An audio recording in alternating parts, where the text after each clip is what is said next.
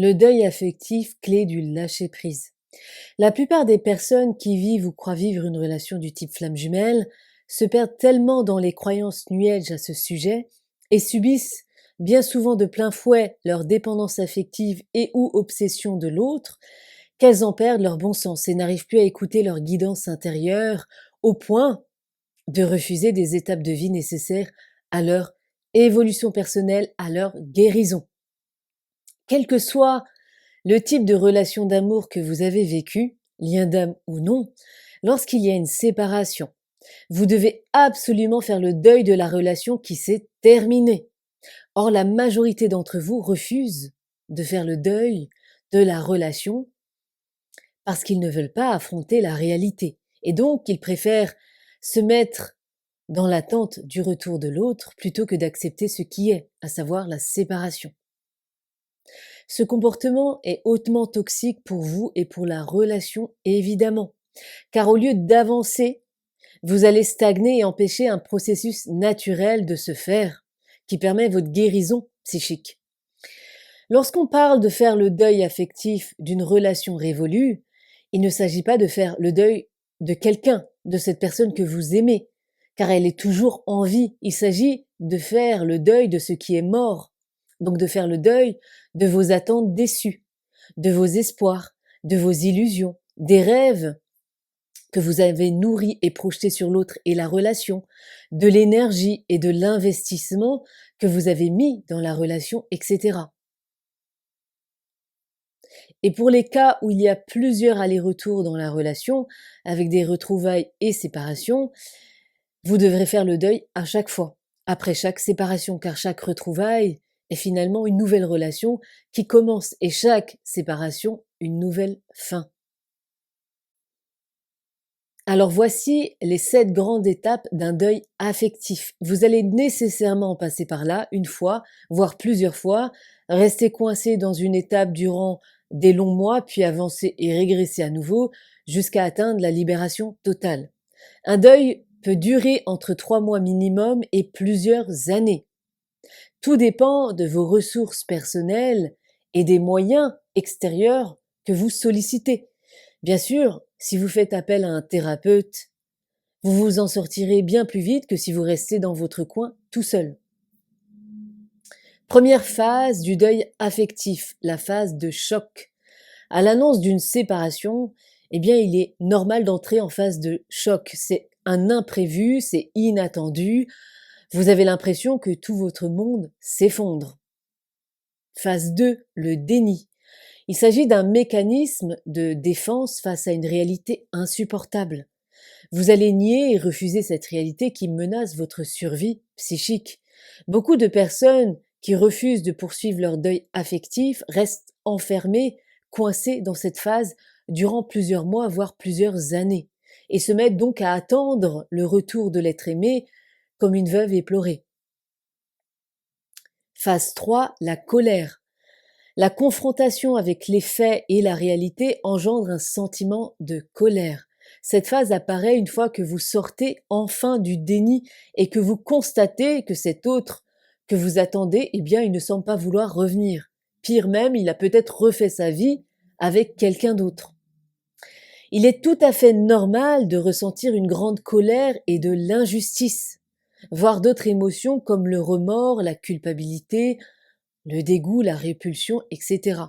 C'est même durant cette phase qu'il y aura un besoin de marchandage, de négociation avec soi-même et l'autre, du genre si je change, il va revenir, si je travaille sur moi et que j'atteins la guérison, il va enfin m'aimer, ça ira beaucoup mieux entre nous, etc. Phase 4, on parle de dépression, c'est la phase de tristesse. Une fois que vous avez dépassé la colère et l'injustice face à la situation, si vous poursuivez votre deuil sainement, vous allez entrer dans la phase de tristesse et de dépression. C'est à ce moment-là que vous allez commencer par accepter cette séparation en pleurant toutes les larmes de votre corps. Et c'est tout à fait normal. Vous allez aussi ressentir le manque de l'autre de façon exponentielle. C'est une phase de désespoir, de vide, de perte de repères, de perte de sens, d'absence et de solitude profonde. Phase 5, la résignation.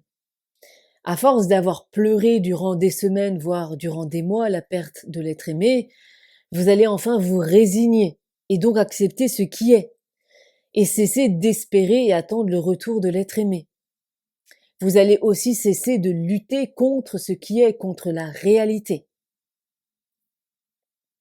Phase 6, la phase d'acceptation. Arrivé à cette phase, vous allez beaucoup mieux. Vous acceptez enfin la séparation même si elle peut rester encore douloureuse. Vous commencez à apprendre à vivre différemment, sans l'autre et à reprendre petit à petit goût à la vie. Et enfin, dernière phase, la phase de reconstruction. La dernière étape du deuil affectif amorce la fin du deuil et donc votre reconstruction personnelle. On peut parler de résilience amoureuse ici. Vous reprenez enfin votre pouvoir personnel, vous reprenez totalement goût à la vie, vous séchez vos larmes et vous retrouvez votre énergie et l'envie de réorganiser et reconstruire votre vie différemment. C'est à ce moment-là que vous aurez aussi envie de changement, comme d'un nouveau look, de déménager, de refaire votre garde-robe, de refaire votre déco intérieure, etc. Et il est même possible que vous vous sentez enfin prêt à rencontrer une autre personne. Pour que le deuil soit pleinement accompli, vous devez vivre toutes ces étapes pleinement. Il s'agit d'un processus naturel pour vous reconstruire psychiquement après une séparation. Vous ne pouvez pas déroger à ces étapes, elles sont nécessaires. Malheureusement, certaines personnes restent coincées dans l'une ou l'autre des étapes durant des mois, voire durant des années pour les cas les plus sévères. Pourquoi? Eh bien, parce qu'il y a un refus de faire le deuil affectif et d'accepter une réalité trop difficile. Donc, comme il y a un refus d'acceptation de la réalité telle qu'elle est, ces personnes vont se réfugier dans une illusion qu'elles vont créer de toutes pièces, une illusion que des croyances spirituelles peuvent nourrir et maintenir. Derrière ce refus de faire le deuil, il y a bien sûr une peur que la personne refuse d'affronter, à savoir la peur de perdre l'autre, la peur d'avancer seule aussi, différemment, d'affronter l'inconnu, de refaire sa vie, etc. Plus la personne a fusionné psychiquement avec l'autre, plus perdre cette personne sera vécu comme une mort. D'où le refus d'accepter cela, car ça sera vécu comme une mort psychique, une fin de quelque chose. Autrement dit, plus vous êtes proche d'une personne et connecté à elle émotionnellement et énergétiquement de façon très forte, plus vous aurez l'impression que la perdre menace votre survie. Bien sûr, il ne s'agit que d'une illusion. Vous ne possédez personne, donc vous ne pouvez perdre personne. Ces personnes qui refusent de faire le deuil affectif se mettent bien évidemment dans l'attente du retour de l'autre et s'empêchent de reprendre leur vie en main et de se reconstruire. Si vous faites cela, vous allez vous enfermer dans un désert aride où rien ne pousse et vous nourrir d'illusions, voire gâcher votre vie. Tant que vous n'affrontez pas la peur de perdre l'autre, aussi douloureuse soit-elle, vous serez sous son emprise et vous prendrez des décisions basées sur la peur et non l'amour de vous-même et de l'autre. Un deuil affectif est certes très souffrant, il peut paraître même insurmontable parfois, mais il est vital car il va dans le sens de la vie. Et si vous n'arrivez pas à le surmonter seul, ce qui est tout à fait normal, faites-vous accompagner par un thérapeute compétent. Ne restez pas seul dans votre coin à subir.